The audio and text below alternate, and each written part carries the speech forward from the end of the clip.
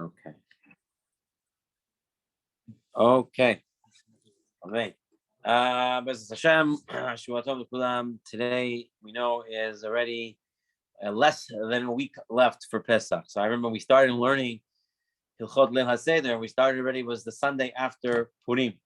Right, and already Baruch Hashem, 4 weeks later, we're already just a few days away. This year we got a little lucky. Shabbat Gadol was pretty much a whole week before Pesach. Usually it's a couple of days, So everyone feels like they still have a long time. But before you know it, already Sunday's already over. That's it. Tomorrow's Monday, Tuesday, Wednesday, Thursday, and that's it. And then with Hashem Friday night, we're going to go in. So we're holding, and the Hilchot of the Leila Seder. We're up to the halachot of Shulchan Aruch. So we know that the part of the Seder that most people wait for, and the ones the ladies prepare the most for, is the meal, right? So you have to learn some halachot of the meal. The first thing is, he gets into it over here. Yeah. Okay. So the first thing he brings out, let's start with the Tzur Rabbanon. Let's look over here what he says. It says over here as follows: Malkom shenohagu le'echol tzli b'leil psachim ochelin. Malkom shenohagu shelo le'echol ein ochelin. Brings down from a Mishnah Psachim Daled Daled that it says over there as follows: any community that has a custom to eat roast meat on Pesach night could eat roasted meat on Pesach night.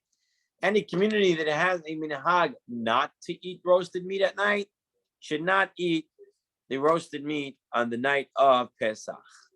Okay, Shulchan Aruch brings it lahalacha. Makom shenohagu le'echol tzli b'lei psachim oichlim. Places that have a custom to eat roasted meat on the night of Pesach can eat roasted meat on the night of Pesach. Makom shenohagu shloi le'echol. And places that have a minhag not to eat tzli at night, ein ochlin, they don't eat it. Gezerah shema yomru basar pesachu.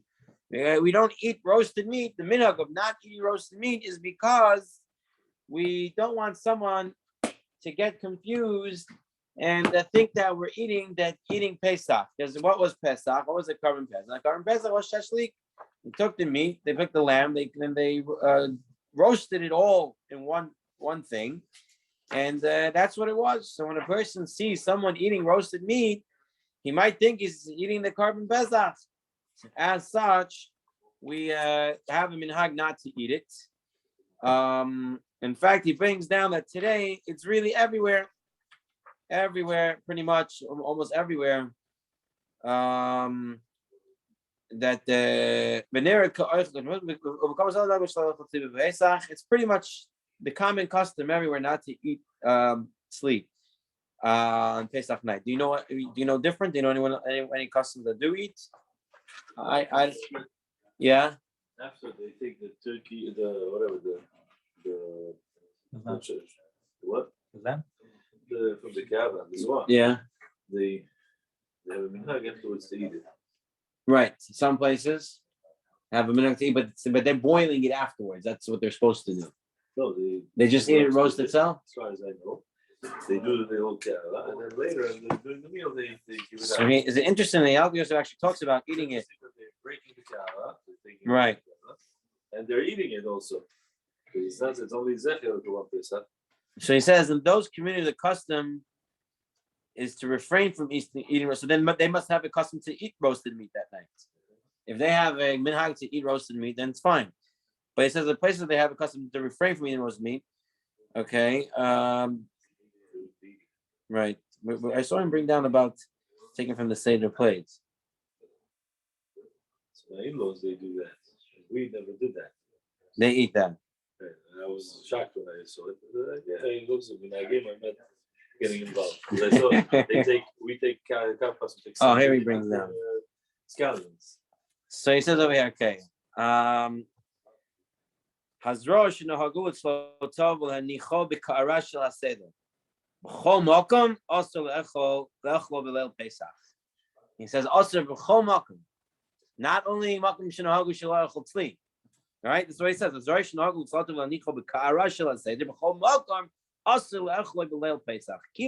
shena'aseh lezecher lePesach chashinan behetofa. You're going to have more of a reason to be worried that this is what they think is the carbon Pesach. Milchein b'makom shena'agu le'echol azroa mitzvah lefarsim berabim shechoyv levatel minhag zeh. In the places that they do this, the Alkiyos says you have to farsim. You have to explain to them that they have to be mevatel this minhag. Right, so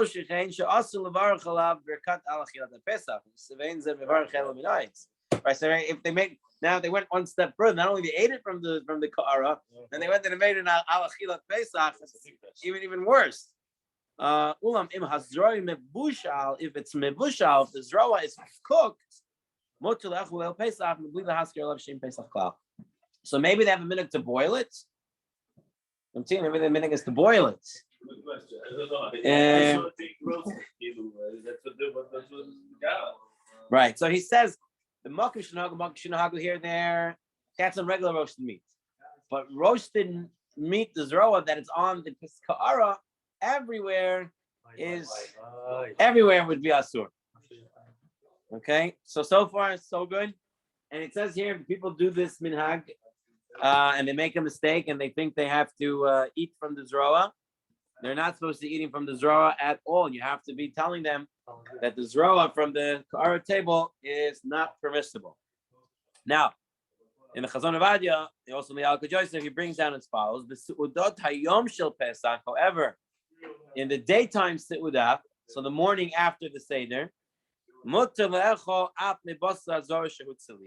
now you're allowed to eat roasted meat. You're allowed to even eat the zroa that was on the ka'ara. So Chavadia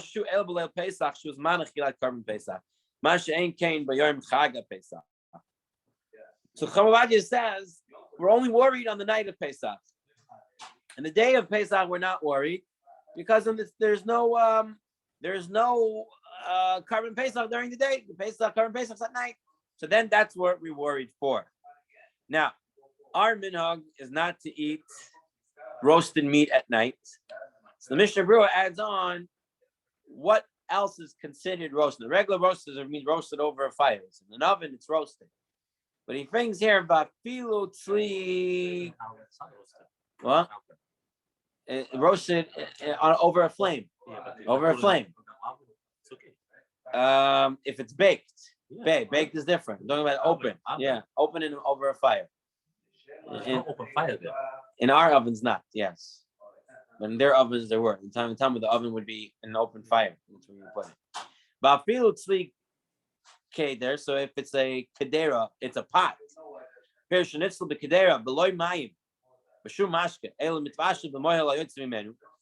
Berurah says if it's going to be cooked on a pot, it's what's called pot roast. All right, so it's not really roast. It's not over an open flame, but it's cooked in a pot. It's cooked with its own juices. Because if you would cook your carbon Pesach in a pot, it would be possible. That's be on an open flame.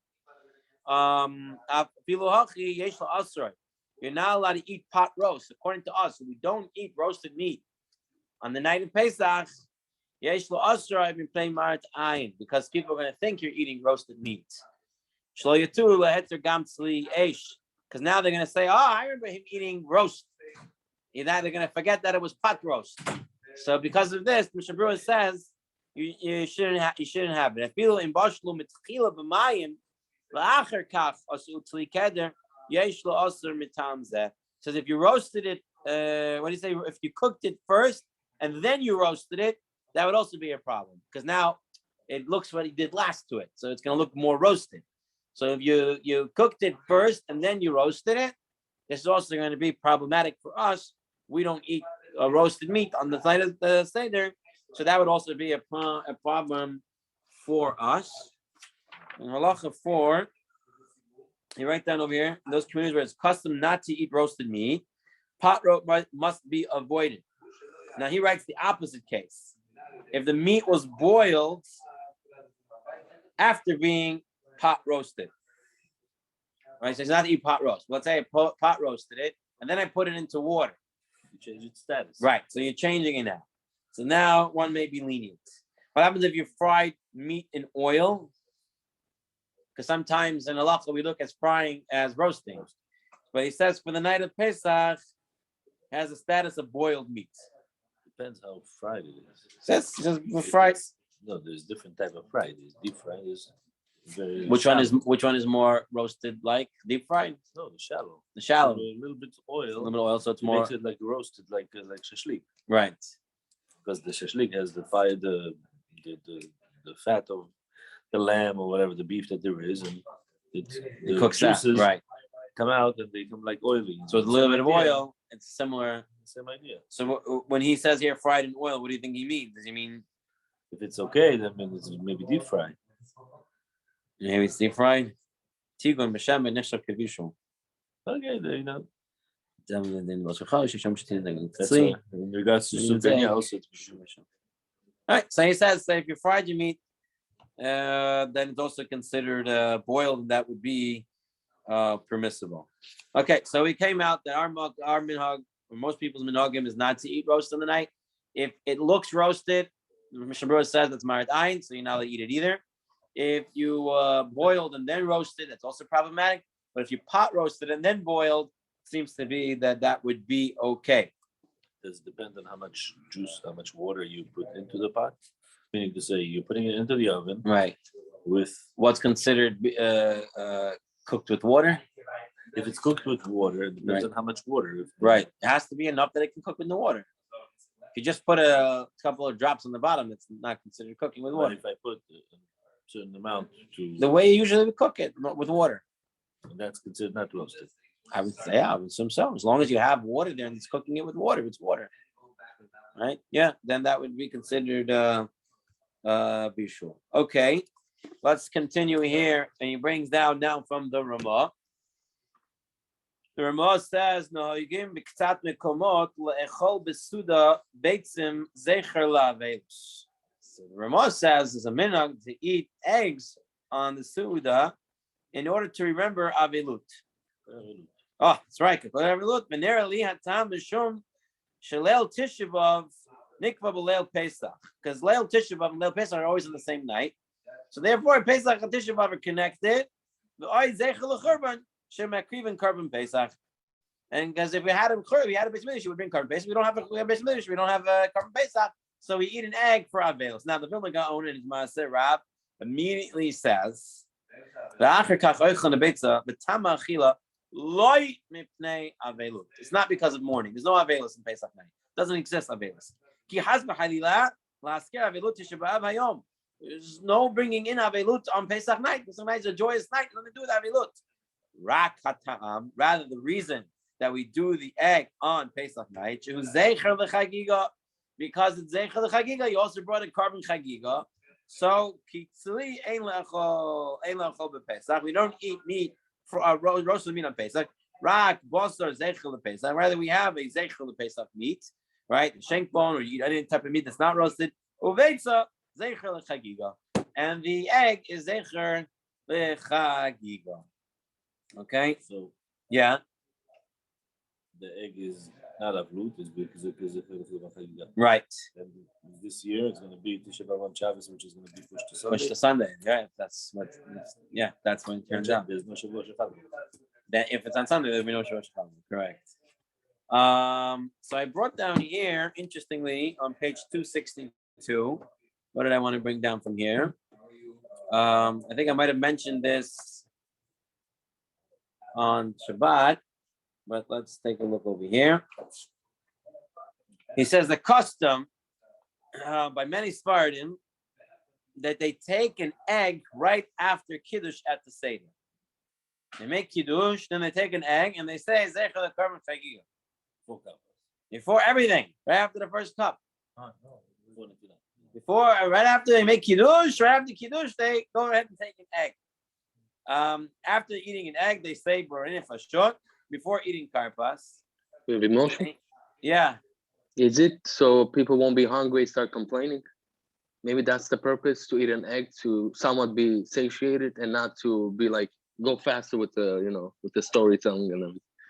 I heard it's for somebody. It's the same thing you're saying. That's the way out, It's possible. It's possible that's the reasoning behind it, but it doesn't seem to be saying that. He says that it's that's the minhag. That's the reason behind the You know, if it says if a person is fasting on Erev Pesach and he's hungry, so then he says what the next thing what he could do. He's allowed to eat matzah shira up to a certain amount. He's allowed to eat other things. He's allowed to eat rice. He's allowed to eat other things if he's hungry. He says dafka, eat an egg after kiddush. And he says even when it's Saturday night, when there was no korban chagiga that year, still that would be the minhag to eat a korban chazek, an egg zeichel korban chagiga even Saturday night. But I think by the Bukharians, our minhag is not to eat the egg. Is not to eat the egg on after kiddush. We eat the egg right when we start Shulchan Aruch. The first thing we take out the hard-boiled eggs. They sprinkled on it some salt and pepper, and everyone takes it out, and everyone starts zeichel korban chagiga. So that's what he brings down over here. Just interesting to note. I never saw anybody do it that way, but apparently there's a minhag by Sfaradim to do such a thing. Okay, so this pretty much covers halachot of Shulchan Aruch. And end up with the last piece, the Ramah. You have to make sure not to eat or drink too much during the meal. Why? So a person shouldn't eat afikomen when he's already disgusted from eating. He's not any more interested in eating. You have to come to the afikomen eating with a little bit of, I have a little bit more room. And you don't want to get drunk, eat and drink well, and then go to sleep. And I think everybody in some Seder has had some uncle or somebody who said, that's it, I'm out, right? After his meal, he's out. He's gone. He went to lay down, and then he missed the last 2 cups. So we don't want to get to that issue. So it's better not to eat too much. Keep some space. I know the ladies, you got to tell the ladies to cut down on the food a little bit, at least for me. They're always making so much. And then if you don't eat it, they feel a little bad. It's just soup. Matzah shok, right? You make there. How many kinds of matzah? You have makom, korech. You have the kappas. It doesn't go so fast. The first is eggs, then oshimi, then they bring out, you have kovrachan, then you have ocho, you keep going at it. What else you can have? So you gotta make sure that when you eat, but you can make sure you have space to eat the afikomen with gusto. You want to eat it with a little bit of a rotzon to eat. Okay. Otherwise, achila gasa. It's not really an achila. That would be a problem. So let's move on to the next part of the Seder. So what's after Shulchan Aruch? What do we have? Tzafun. What is tzafun? Let's take a look. Gemara Pesach Pesachim Mishnah says, "Ein maftirin achar Pesach afikomen." We don't, after the Pesach, eat afikomen. After korban Pesach, you don't eat afikomen. Gemara says, "My afikomen." What's afikomen? What does this mean? Afikomen. Yochanan Kigayin Tamarim Kaliyot Vegozim. It's like a, what's this? Tamarim, such as dates and nuts.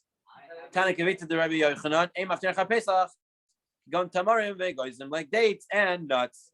So afikomen, literally the word afikomen means desserts. That's what it means. The word afikoman means desserts. And the Mishnah is the matzah that you eat. Yeah, that's what we call it. That's what we call it. So you call it dessert. We call it. It's became our vernacular. I was just talking to the young boys last night, yesterday during on Shabbat, or after the Shir, to Levi Yitzchak and one of the Agadi boys. I was talking to them. They were asking me about languages. Like, I was trying to tell them that you have to be very careful when it comes to languages, because languages keep changing. You know, today we speak English today. Go back 100 years ago, English was entirely different. If you would go back 100 years ago and go to an English-speaking land, I would probably not understand how things are saying.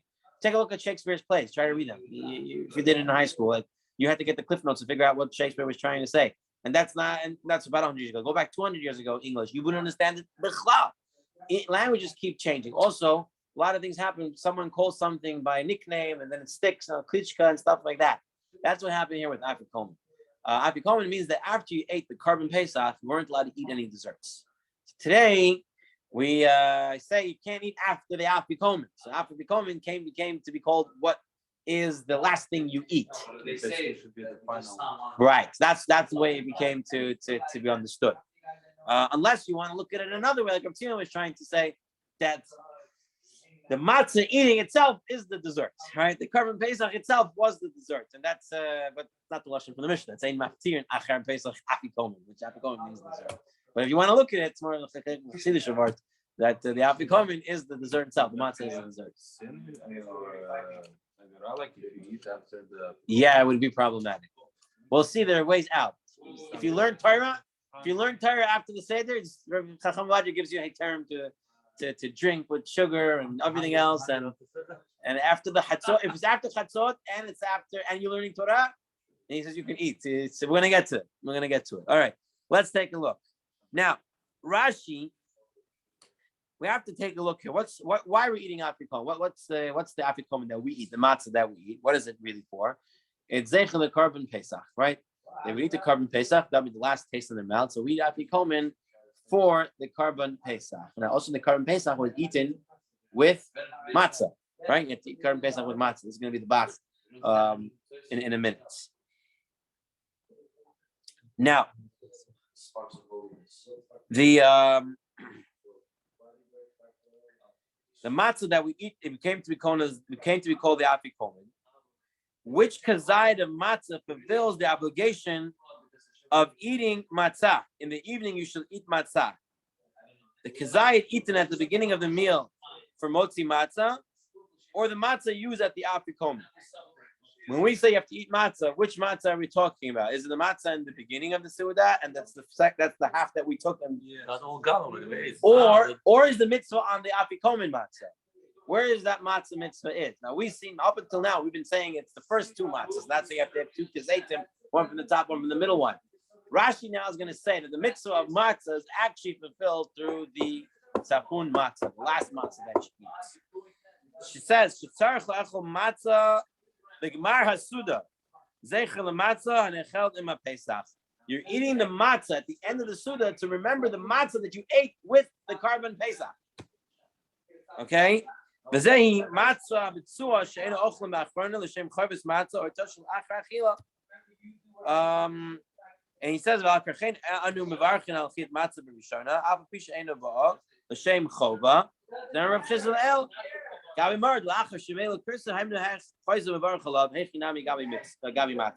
says, really, the matzah that you ate earlier, that wasn't the mitzvah matzah at all. Now you have to say the bracha of alachil matzah then, because that's when you started eating matzah. The same thing, if you only had one thing for karpas and maror, you only had lettuce. You're allowed to use the lettuce for karpas, but you have to make the bracha of alachil maror already when you're eating the lettuce the first time, because you can't eat it and then not make the bracha of alachil maror. And then later on, you eat it again during the Seder by tomorrow. So the same thing with matzah. The real matzah is to eat it after the seudah, just like your matzah that you ate with the carbon Pesach after the seudah. But we need to eat the seudah, so we have to make an hamotzi, and it has to be matzah, so you have to say al chilat matzah then. So according to Rashi, the mitzvah of matzah is the mitzvah of afikomen that you eat afterwards. Okay, so far so good. Is that the source where it says we're supposed to eat matzah on Pesach? That's not. Is that that's mitzvah not the of eating matzah with korban Pesach? It just says eat it on first night. That's right. That's a so separate when you have obligation. to eat it on the first night, according to Rashi, the time you have to eat it on the first night is with the carbon Pesach, which is at the end of the seudah. Therefore, the mitzvah is at the end of the seudah. That's the way Rashi learned. Now the Rambam. The Rashbam and the Kolba agree with Rashi, whereas the Rosh and the Ramban argue. And they hold that the first matzah that we eat, that's the mitzvah of matzah. And eating of afikomen is just a zecher lekarbon Pesach. So it's drastic views. Rashi is saying this is the mitzvah of matzah, whereas the Rosh and the Ramban say no, the matzah they're eating at the afikomen is just a zeicher for carbon Pesach. Has nothing to do with the mitzvah of matzah. And he says over here as follows: Shitas Rashi, Imo Mora, the Charoisis. Kivin she's Zecher Matzah, Hanechels Pesach Bekricha. He says, if Rashi, you hold that the matzah that they're eating in Afikomen time is the matzah of the mitzvah, then you should be eating it with morer, with charoset, because that's how you ate the Korban Pesach, with morer, matzah, and everything. Emnam, Tamina Lamash, Oisin Kricha Betchila, Yaspik Bekricha Achroina, Zeichel Mikdash, Hilchot Nereli, the Ota matzah, this matzah, Ein L'Shem Chova, it's not for any obligation. Ela Oichlin Ota Zeichel LePesach, Shina Echal Al Hasova, Ba'acharona, Lefi Shehu Zeichel LePesach, Yesh Litain, Lo Din HaPesach, Shloi Le'achol Afreya. He says, because it's not the mitzvah of eating matzah, it's a mitzvah to remember the Korban Pesach. And after the Korban Pesach, you couldn't eat anything afterwards. That's why we say we can't eat anything afterwards. So the Rosh is clear. Rosh argues with Rashi and says that the mitzvah of matzah is a hamotzi matzah, and all we're doing with the afikomen is remembering the Korban Pesach. Now Tosafot adds on, and he says, the Tov l'achlo ala sov l'yotam matzah b'piv, and it should be the in your mouth should be the matzah.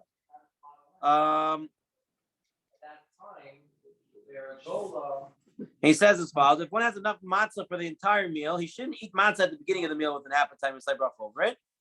He should eat the matzah at the beginning. Afterwards, at the end of the meal, one should eat another kazayit of matzah, and taste of the matzah will remain in one's mouth. But the primary mitzvah is at motzi matzah, which is eaten with an appetite.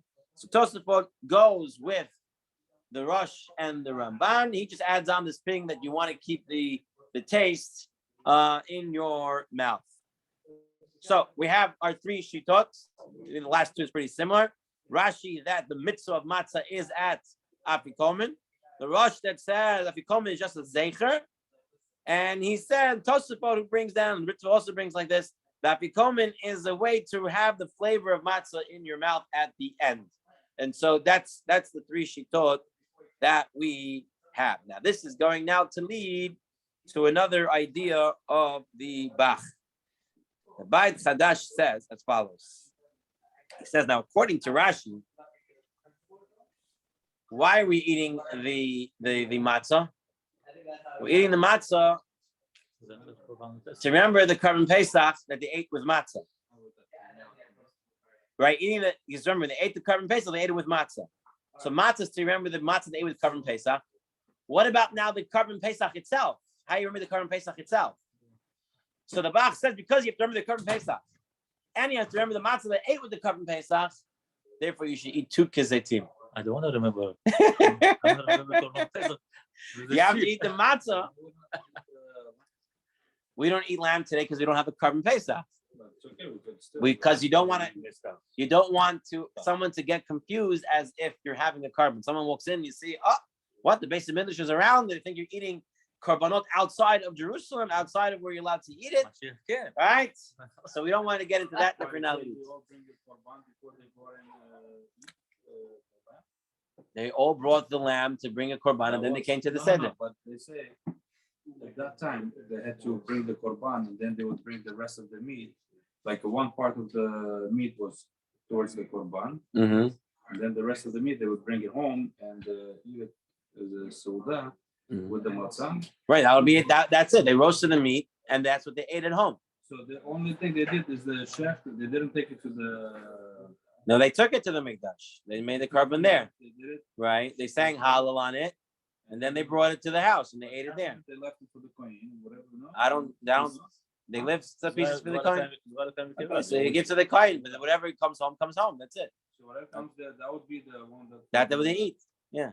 So we're not. That's why you're not allowed to eat roast meat on the night of Pesach, because you don't want to show as if you're having a Korban Pesach. People are going to get confused, and you're not allowed to eat stuff that outside were the right places. That's why we don't eat it. Daytime you're allowed to eat roast meat. You're allowed to make shashlik. Enjoy. If you have a mangal, it's kosher to Pesach, no problem. The mangal also has to be kosher. You make lole on it, right? You had breadcrumbs, you do all sorts of things. You have to kosher it. Shalom Aleichem, Moshe.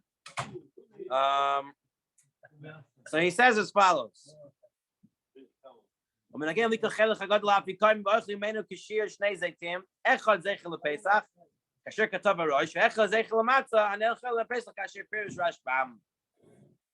he says we should do like Rashi. You take my life. I never forget. We'll say the story. Should I say the story? I'll say the story. Okay, so here Rav Moshe Achdut joining us during the Shir now. So it was a summer morning, and I went to pray Shacharit by the Rav Yigal, and I come here and I see Rav Moshe standing outside. I say, "How you doing? I haven't seen you in a while." So he says, "Baruch Hashem, I was good. I was in the hospital for a few days. I had pneumonia, but I got out and I'm okay. I'm doing much better." I said, "Kol hakavod for Shlema, beautiful to see you." I went home. I was in the middle of eating breakfast after Shacharit. And all of a sudden, I hear a knocking at the door. And Rav Moshe Achdut was standing at the door.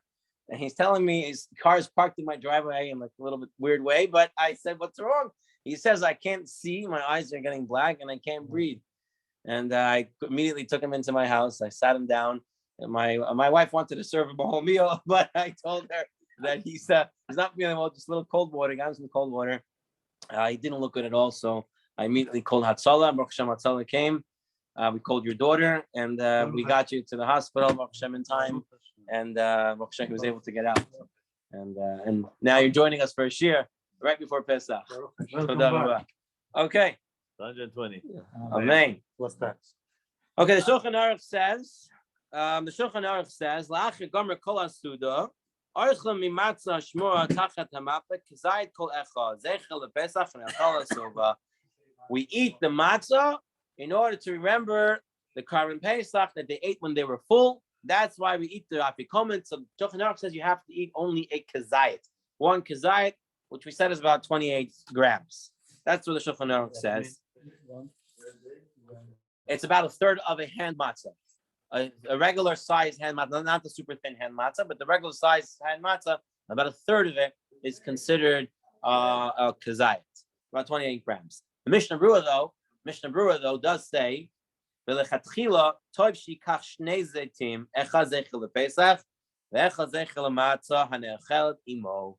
on the Bach, based on the way the Rashbam, Rashi, and the Ramban, and everyone, the way they hold, what it represents, whether it represents the Karban Pesach, whether it represents the matzah that comes with the Karban Pesach. So according to the best way Mishnah Berurah says to do it, is to eat 2 kizetim. Here in the Yalkut Yosef, he says, Mikar Hadin, you have to eat 1 kizayit. Someone who eats 2 kizetim, he will get a lot of bracha if he eats 2 kizetim. And he says, but for this portion, 2 kizetim equals 2 times the kazayit would be 36 grams. He says you can measure the kazayit on usually say 28 grams, but here he'll say you can do it at 18 grams. So it's about half a matzah. So if you want to eat a 2 kizetim of apikomen, it's about the size of a half a matzah, not two thirds of a matzah. Half a round matzah, right? Of a round hand matzah, yes, around half of it is 2 ounces. For apikomen, that would be considered 2 kizetim. Yes. For apikomen, that would be considered 2 kizetim. 1 to 2 ounces. It's a 36 ounces, 36 grams. Right. So I don't know the ounce. 1.3 ounces, it says. 36 grams, 1.3 ounces he brings down. I'm just reading what it says here. I'm not very good with measurements. I only when I had to take my chemistry and physics classes, I knew my measurements. And after the class, I forgot everything. Okay. Like we mentioned, you have to eat it with an appetite. That's why you should make sure you don't eat too much during the meal. You have to be coming to eat afikomen with a little bit of an appetite. Put something on afikomen or no? Also empty. Say again? Can I put something on? No, you cannot put anything on your afikomen. You cannot put any avocado spread. Who wanted avocado spread last time? You wanted avocado spread? No avocado spread. No. Don't we consider it as the ikar is the afikoman? It has to be the matzah. You have to have taste of matzah. It has to be taste of matzah. Slice of yachni. No yachni on top. Nothing. Nothing. Just regular straight up matzah. Okay. Now, lahalacha, you have to lean when eating the afikomen. you have to lean when you're eating the afikomen. You lean to your left side, like you mentioned, you have to lean on something. Here he brings down, if someone ate the afikomen while sitting upright, without reclining, he says over here, he has fulfilled his mitzvah. If he did not lean during afikomen, he has nevertheless fulfilled his mitzvah. What would be the reason? Think about it for a second. If we hold like the Rambam, like the Ramban in the Rosh, what the Ramban in the Rosh say, that you're not fulfilling your mitzvah of eating matzah with afikomen. It's a zeicher l'karban Pesach bilvad. Just remembering a karban Pesach, so then you don't have to really lean. According to Rashi, it's considered you eating the matzah, so that's why we do lean initially. But if you didn't lean, then you don't have to repeat. However, he does say here, if he didn't say Birkat Hamazon yet, and it's not too difficult for him to eat another kazayit of matzah, he should lean and re-eat another kazayit of matzah. It's just that if you already got Birkat Hamazon, or it's too hard for him another kazayit of matzah, then he would not have to lean again. Okay, so that comes out because of the way the Ramban and the Rosh learned. Now, what about the time to eat the karban Pesach? Before the chatzot. Very good. How do we know this? The Gemara tells us an idea here. The Tanya, the Passover, you eat meat this night.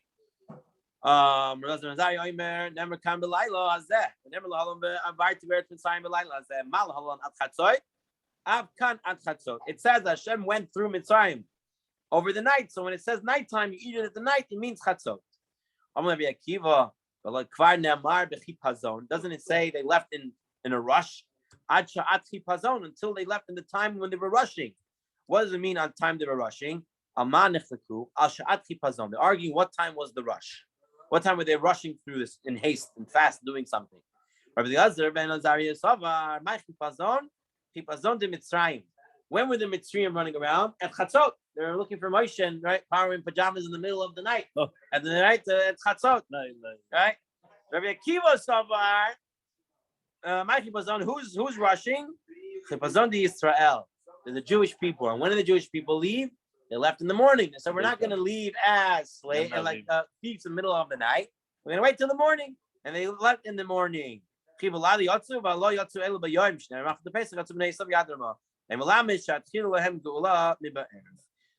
the Geula started at night, but they left during the day. So based on this, which chipazon are we going through? If it's chipazon the Mitzrayim, the Mitzrayim wanted to send them out. That would be the shita that it's up to chatzot. Chipazon the Israel, let's say ad boiker, they wouldn't leave until the morning. So depending on who you're learning, like Rabbi Akiva seems to say you can be eating like the afikomen until the morning. Rabbi Nazari says you have to eat it until chatzot. What happens to halacha? The Tosafot, the Mordechai, and many others say you have to eat at chatzot. But the Rambam rules like Rabbi Akiva.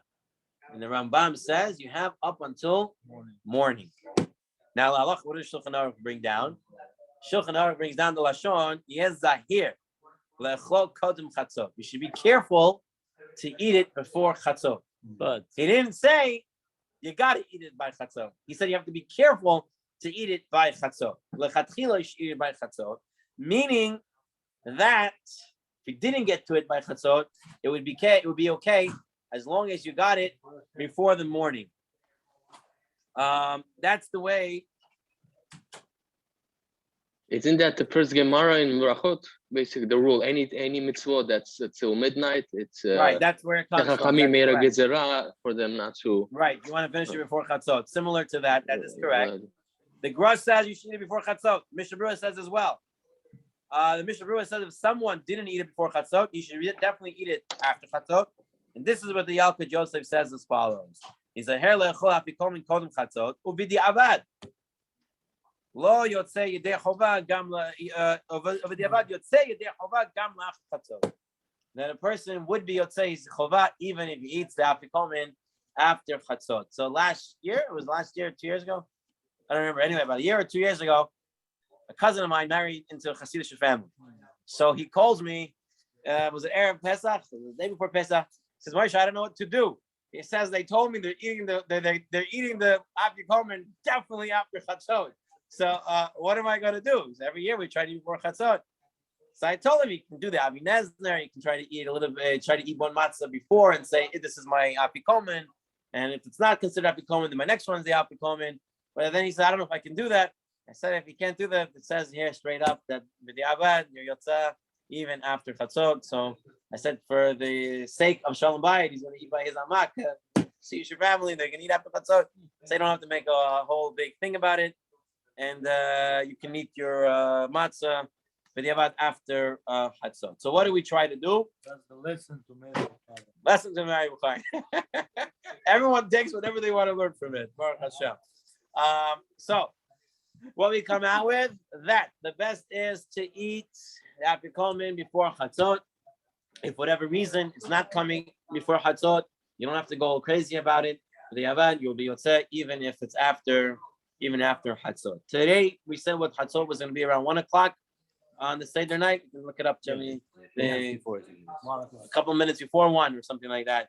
So I think most people would be finished. Yeah, we'll be sleeping. Just don't let your children read the whole Haggadah that they worked out in school. Tell them a little bit every Suda, right? Otherwise, you're going to be there. Yeah, too. Yeah, Cholamoid too. And the last 2 days of Pesach to get through it. Okay. Yeah, what is he saying? What time you have Chatzot being?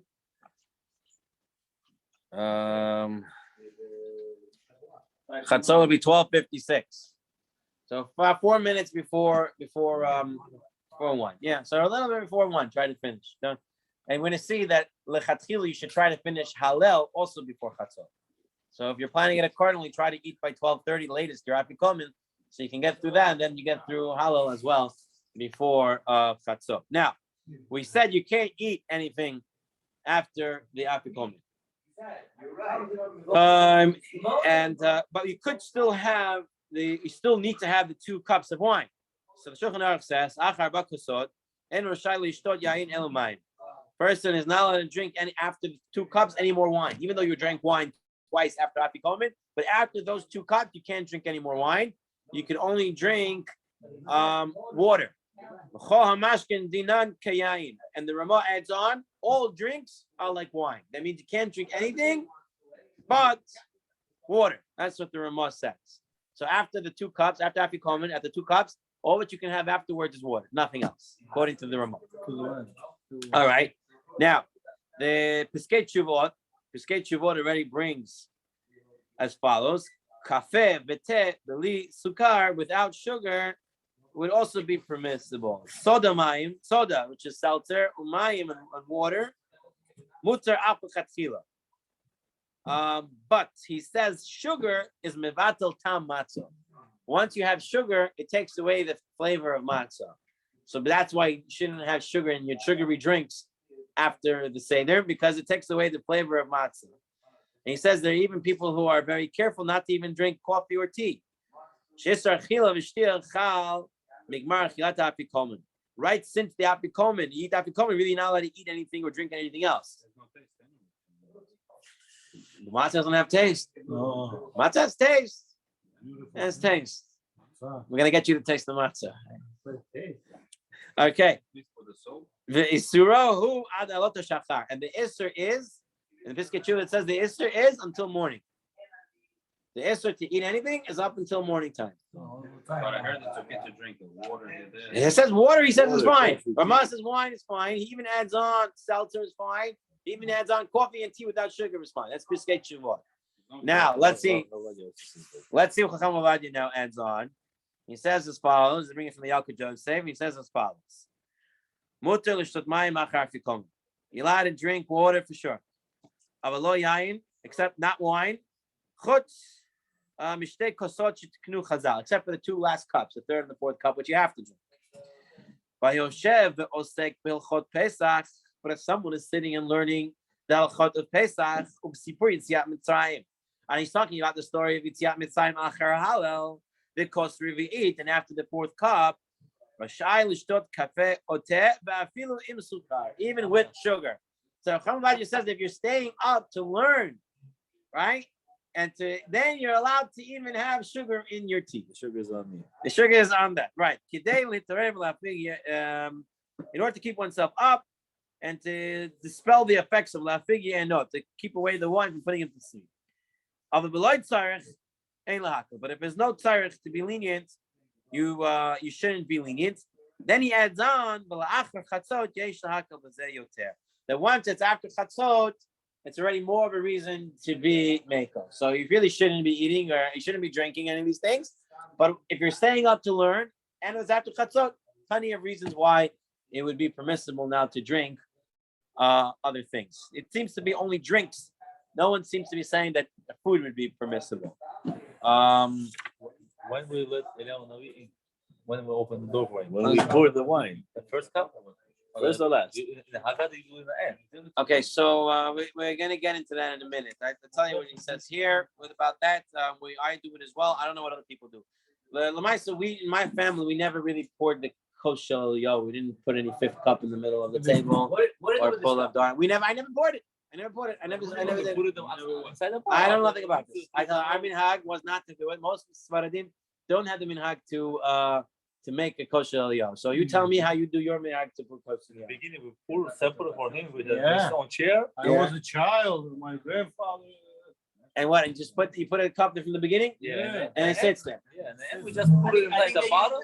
Afternoon. Yeah, we just put it back in the bottle and we reuse it, the whole bottle. I had children used to come to the shul. They would swear and promise that they saw the wine got drunk in the middle of the night. They went down. Someone once said they found a white piece of beard in there. And they all came and left it there. You heard all these stories. Yeah. My daughter was telling me today that one of her kids in her class said that his brother doesn't go to sleep until he sees some of the wine disappear from the cup. Then he knows Eliyahu Navi was there. I don't know about any of these things because our minhag in our house was not to do kosher Eliyahu. It's not. Oh, so we do the door open. And I'll tell you when. Okay, but we're not up to there yet. We don't even open the door for halach wine. Call different. I want to leave me a dog for Pesach because they're going away. I said, how will Eliyahu they come in? He's not gonna come. He's not coming. Who has a dog? Okay. The Yalkut Yosef adds on. All this permissibility that we said, we have to really finish up. All this permissibility that we said was regarding drinking, but at eating after afikomen is 100% no permission. Okay, after this, we have the mitzvah the Shulchan Aruch says mitzvah l'chzor achar zimun. There's a mitzvah to make sure that you have a zimun. The person should try to make sure that he'll have 3 men to make a zimun. For Sfaradim, as long as you have 2 men who are above bar mitzvah and one who is about 6, 7 years old, 7, 8 years old, he can be added into the zimun and you already can make a zimun. Now, if you don't have a zimun, it's also okay. You can continue with the Seder. And you have to make, he says, it's not because of Birkat Hamazon. You don't need to ever, the Shul says, you don't ever need to have a zimun to make Birkat Hamazon. The reason why, because you can be saying halal later on, Mishnah says you need to have that with 3. The way the Yalkut Yosef explains it a little bit differently, he says, all year round, at the end of the Birkat Hamazon, is a mitzvah to make kosher bracha, to take a wine. Now, if I'm making Birkat Hamazon myself, should I do it or not? So the opinions, yes, opinions, no. If I'm doing it with 3, should I do it or I shouldn't do it? Okay, so Yosef Chaim said exactly that Arizal brings down. Arizal says, that's what Yaakov says you have to do. The Arizal says, if you ever have 3 people making zimun, 3 or more, you need to use a kosher bracha. Whether it's Shabbat, whether it's weekday, no difference. You always need to have wine with it as long as you have wine around. Okay? If you don't have wine around, you make zimun, you make without. So having zimun leads you to use kosher bracha. When it's one person, you never use kosher bracha except for Leil HaSeder. When it comes Leil HaSeder, if you don't have a zimun, you're still going to use a kosh shel bracha. So that's the halacha all year round. When you have 3, you should definitely use a cup of wine to make Birkat Hamazon, whether Shabbat or weekday. If it's one person, whether Shabbat or weekday, you should not use a cup of wine. So that's number 4. That's cup number 3. Birkat Hamazon. Yeah, Birkat Hamazon. That's number 3. Mitzvah is important. Okay. Now we're up to number 3. We make a bracha on Kosh Shelishi, and when we make the bracha on Kosh Shelishi for Sfaradim, we don't make a bracha on the 4th cup. So you already have kavanah from the 3rd cup to the 4th cup. Okay. And here the Mishnah Brewer actually writes it himself, but one recites becomes on by himself on Leil Pesach, which usually does not require a cup of wine. But since they made the Seder this way, that use a cup of wine, you will use a cup of wine on this night. Now, in Birkat HaMazon, there's something very important to take out about Birkat HaMazon. Halacha is as follows. Ya'aleh v'yavo, right? On a regular Rosh Chodesh or Chol Moed or one of these type of days, is there a mitzvah to have a seudah or not? Is there a chiyuv? Not a mitzvah. Is there a chiyuv? Is there an obligation to have a seudah or not? If there's no obligation to have a seudah, then if you skip Ya'aleh v'yavo and you already finished, you do not have to go back to Ya'aleh v'yavo because there's no chiyuv to eat that seudah. However, on Pesach night, there is a chiyuv to eat matzah. So therefore, if you skip Ya'aleh v'yavo on Pesach night, you're going to have to go back and make Birkat HaMazon. Because there's a chiyuv, there's an obligation to eat matzah, so you have to do that. Now, the same obligation, and it applies both days, both nights. Both nights is the same obligation. The same thing is true on Sukkot night. The first 2 nights of Sukkot. What's the difference between the first 2 nights of Sukkot and the first 2 nights of Pesach regarding Ya'aleh v'yavo? If you missed it, you have to go back. What's the difference between Sukkot and Pesach? So Rabbi Akiva Eger says as follows. He says, the Kitzur, I'm just going to say what he says outside. And Rabbi Akiva Eger says the difference between Sukkot and Pesach regarding Ya'aleh v'yavo and Birkat HaMazon would be for women. Why? Women do not have a chiyuv to eat on Sukkot. Therefore, if they made a mistake and didn't say it, if they forgot and they messed it up, they don't go back to fix it up. But on Pesach night, the woman is hayav be'abakasot. She's hayav in the matzah. She's hayav in halel. She's hayav in everything like a man, except to recline. She's hayav, yes. So she's motzi.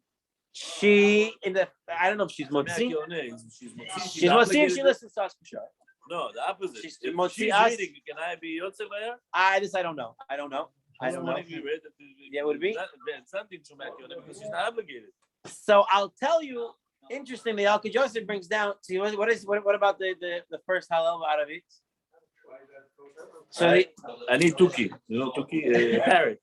Whatever I read, I said. So I'll tell you what he says here. Very interesting, and I think a lot of ladies don't know this. But listen what he says over here about. Listen what he says over here.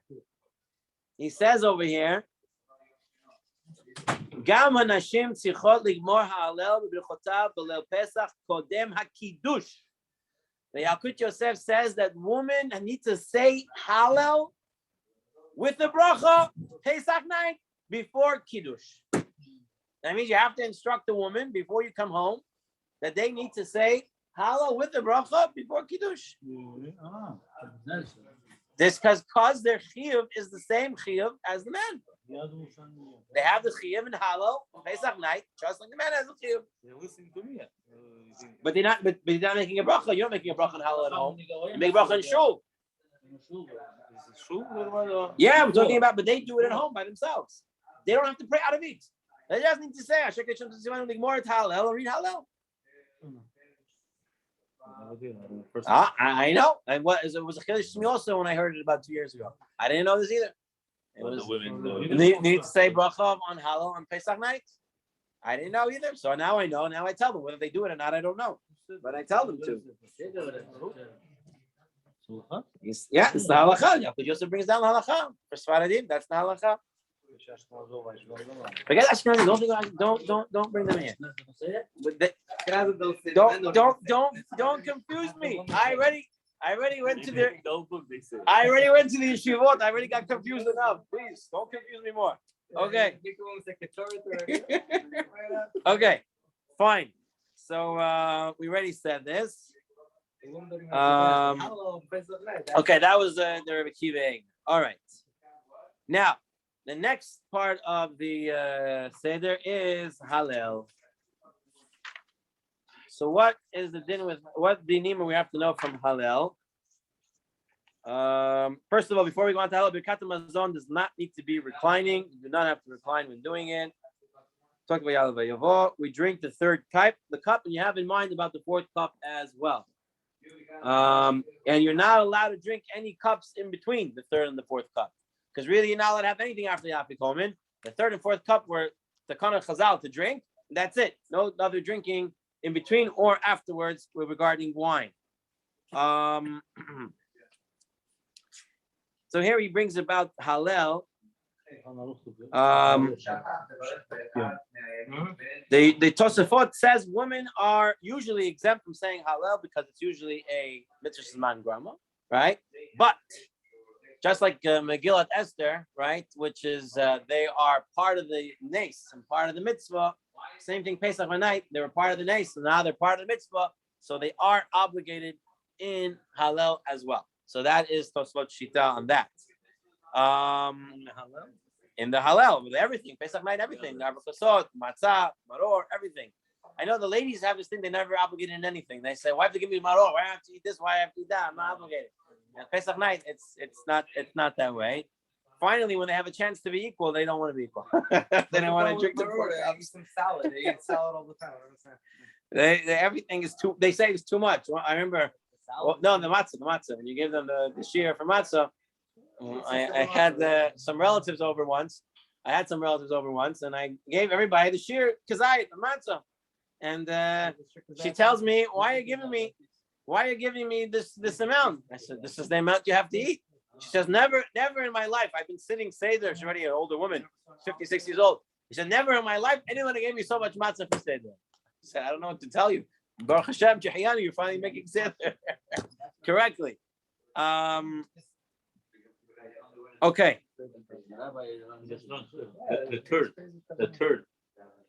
The third of the round matzah. Make it 3 matzahs already. No. See that each person gets his own box. He has his own opinion. My opinion. They're both supposed to have the opinion. No one talks about it. It's Kazait. It's size. No. Not by weight. No. Maybe you gotta go over it. Review that. What? You're taking away all the geschmack from the Lil Seder. You're taking away all the geschmack from Lil Seder. This is the gishmak. He says it's kazait like this, and then they go back and forth. This is all gishmak. I said olive and olive. Everyone's going straight. Oh no! What do you mean? An olive is 5 eggs and a cow. Throw it all in. Okay, now there is a little difference in the Hallel. In the Hallel that we say Seder night versus the Hallel that we do the rest of the year. The difference is that usually when we say Hallel, first of all, the bracha of Sfaradim that we say, the Ram brings it down. Rabbeinu Hayat going, Kosov B'tshuva, Shem Baruch Hallel, Shevlei Psachim, Ligmor et Hallel, Shein Anu Korin Oto B'Torah's Korin El B'Torah's Armor Shira. He says that the Hallel that we read during the Seder, why don't we say the bracha on the Hallel that we read during the Seder? Because the Hallel that we're reading during the Seder is not Hallel on a miracle. We don't say the bracha. Why don't we say the bracha? No, so that's why we say Hallel and on the Aravit Shel Pesach is because we want to say Hallel with the bracha. So we say the Hallel during the davening to get a bracha in. But we don't say Hallel during the Seder because the Hallel during the Seder is as if you're going through the miracle and you're singing songs while the miracle is happening versus saying Hallel over the miracle. When we say the Morat Hallel, the completion of a Hallel, it means the completion of the miracle. Now, Nusach Ashkenaz, if I'm not mistaken, does not say Hallel on Pesach night. No. They do not say Hallel on Pesach night. No. All right. This is an institution that came later that we started saying Hallel on Pesach night. Now, Nusach Sfar, I believe the Hasidim would say Hallel Pesach night. No, Nusach Ashkenaz won't. So if you go to the Young Israel, they won't. If you go to that Goda, which is Nusach Sfar, they probably would. Yeah, but it would say. And there's some Sfar. So what happens if a Sephardic guy would go to La Halacha? What would we do according to Hilchot Joseph? What would we do if we went to daven in the young Israel, say the Pesach night? So there's no, if you go to an Ashkenaz meeting, they don't say Hallel night. So you come home and you say Hallel yourself, and then you can get it with your wife. I was going to say that you get it with your wife, and you have a whole. I remember during Corona, when we didn't go to shul on Pesach, I said Hallel with the girls at home. The shul was open during Pesach. Was it Pesach? We were open, or was it after? No, but Pesach was open. Open. It was open, but everyone came, or it was. Oh, yeah, it was. The braver ones came. I went to the Pesach that I had not to go, so I didn't go. You can say it in their own language. Could you say Hallel in your own language? You can always say any tefillah in the language that you understand. However, saying it in Hebrew is always better. The most preferable way to do it is to beforehand to either use an interlinear Hallel where they have the words right underneath, so you can say it in the Hebrew, because there's a thing about saying it in Hebrew. It brings a lot more shefra, a lot more bracha through it. Or you could look at beforehand what you're saying, that's even better. But if a person needed to say in English, you would be allowed to say it in English as well. Let me see what I put down over here, page 349. Oh, he brings down here that the most recommended way to say Hallel, right, which was the fourth cup, you're pouring the fourth cup for Hallel. Oh, by the way, I forgot to say about opening the door. Opening the door, according to here in the Rabbi Tzil Mutzafi, he brings down, you should open the door right after Birkat Hamazon. You make the third course. After the third course, you open the door for a few minutes. It's based on the Ramah. How many minutes? Yeah, but he brings down, that's what he's done. And this was done also in my family as well. He just opened the door. No, you bring it here after the third cup. The 4 cups supposed to be door closed. After the third cup, you open it for a few minutes. Don't need to leave it open for a long time. My daughter asked me, today my daughter, we were cleaning together, and my daughter asked me, Abba, is our minhag to keep the front door open the whole night? I said, where do you get this? So no, my Mora was saying, some people have this minhag because it's Leil Shemurim, so it's a night of watching, so you have no worry about leaving the front door open. I said, well, one of the reasons why you don't lean on the right side is because you might choke, right? If it's Leil Shemurim, then why would side I care to lean on? Obviously, you can't put yourself in a smokum sakona. So I said, we live, Baruch Hashem, in a very nice community, so that's important to close our doors at night. So as such, we don't keep our doors wide open. I don't know. They keep it open. I don't know where this thing came from. I'll tell you one Pesach night.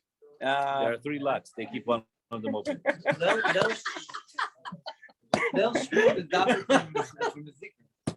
Right. So what does that have to do with keeping the door locked? You're not going to get... There's no mazikin going to come in. No physical mazikin either. All right. That's what I'm saying. Yeah. All right. Dark skin mazikin. That's racist. And it means Shabbat on top of it. So. Okay. Because it's also Leil Shemurim, and it is this year, it's going to be applicable. Usually Friday night in the shul, we say after Shabbat, right? After Friday night, we say the main Shabbat, right? We say the one bracha that's like similar to the Hosh Monesser. And the reason why we said it is if people came late, we don't want them to leave the shul by themselves afterwards. So we say that bracha, so we finish a little later. So they leave on time. However, since Pesach night, there's no mazikin, there's no worry on the streets, I guess from any danger it seems to be. So therefore, we do not say it, even though the Ben Ish Chai does say to say it, and he brings down a whole list of questions who say to do say it. We don't say it. There's a big machloket about that. But the Hilchot Yosef, the shul passes like the Hilchot Yosef. So there it's that we would not say that bracha. It's only on the first night. Yeah, Mela'ikim is any Yom Tov.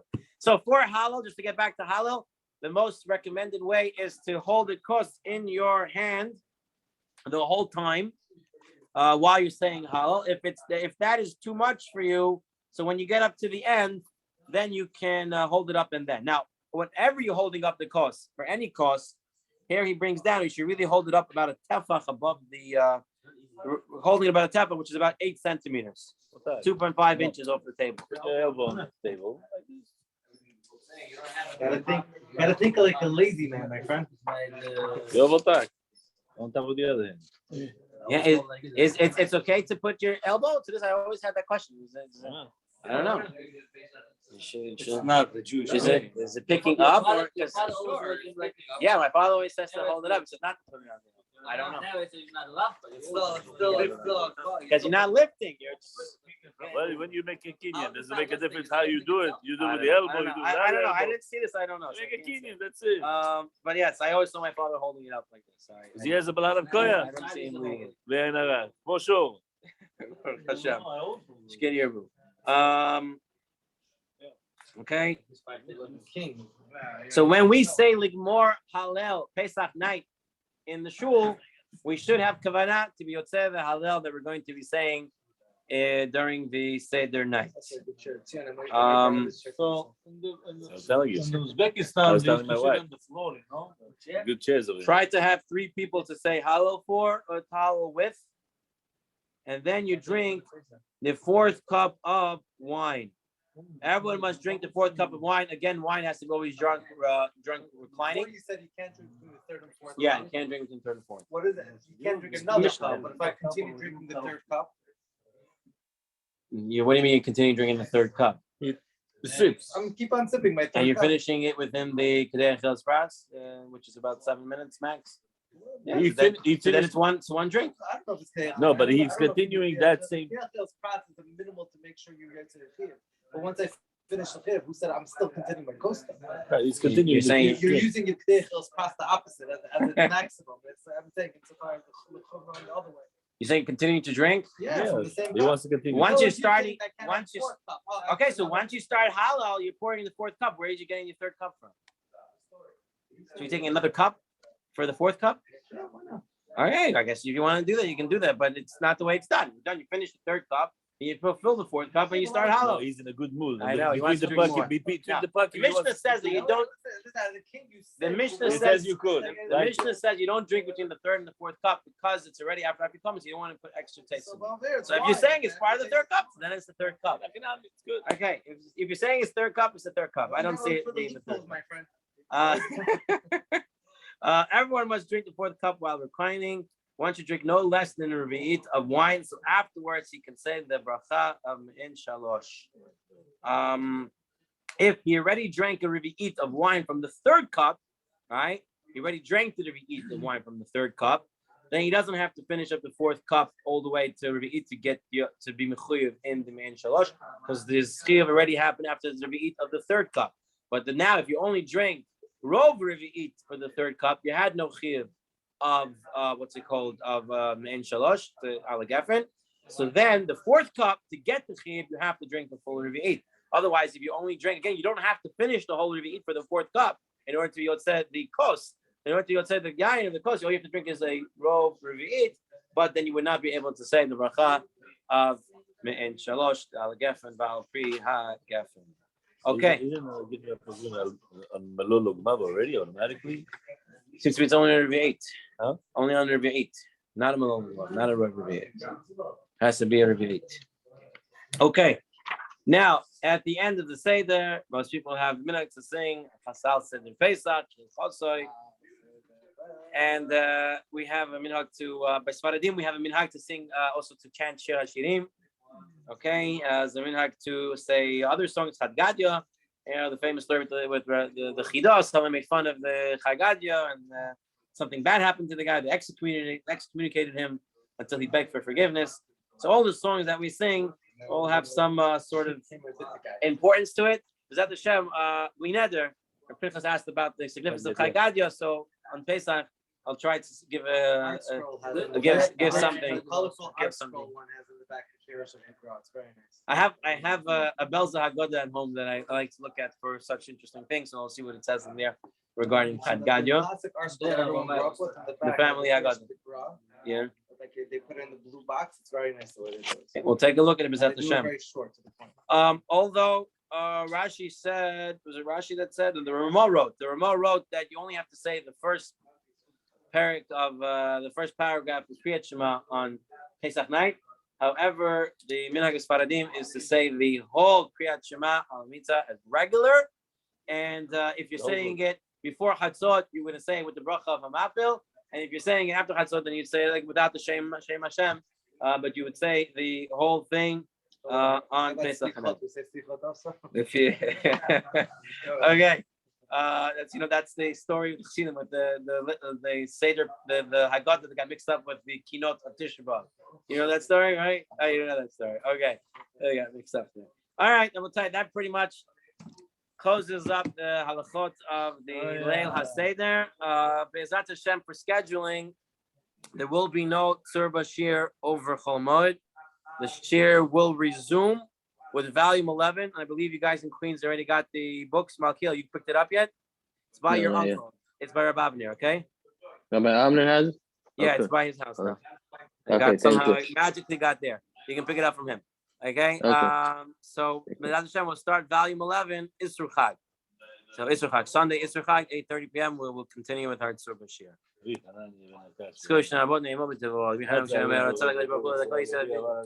Thank you. Anybody Kaddish?